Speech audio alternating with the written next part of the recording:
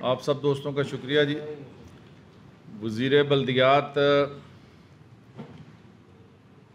نامزد ہونے کے بعد میرا سیالکوٹ کا یہ پہلا دورہ ہے اور میں پورے پنجاب کے مختلف اضلاع کے 10-12 اضلاع کا تو اب تک میں وزٹ کر چکا ہوں۔ اس میں 2-3 باتیں میرے پیش نظر ہیں۔ ایک یہ کہ اس وقت جو سیالکوٹ شہر ہے یہ کہاں کھڑا ہے، اپنے مسائل کے حوالے سے، گورننس کے اعتبار سے کون سے میجر ایشوز ہیں جس کا سیالکوٹ کے شہریوں کو جس سے واسطہ ہے،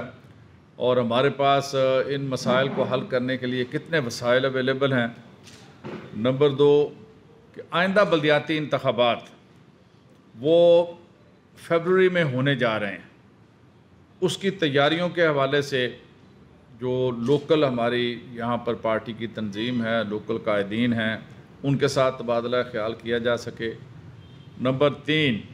کہ جو کنٹونمنٹ کے انتخابات ہیں، مختلف جو کنٹونمنٹ کے اندر ہمارے کینڈیڈیٹ کھڑے ہیں اور وہاں پارٹی پوزیشن کیا ہے، اس کے بارے میں بھی معلومات لی جا سکیں اور بہتر نتائج کے لیے بہتر حکمت عملی طے کی جا سکے باہمی مشاورت کے ساتھ۔ میں سمجھتا ہوں کہ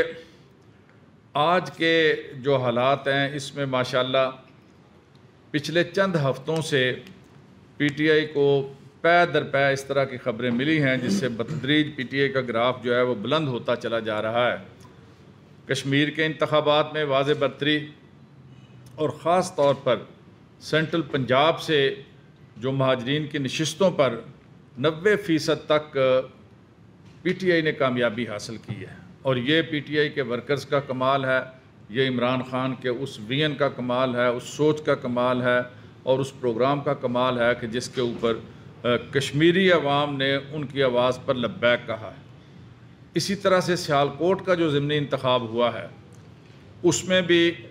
ایک ایسی سیٹ جو پچھلے برس سے مسلم لیگ نون کی سیٹ تھی، ان سے اس سیٹ کو چھیننا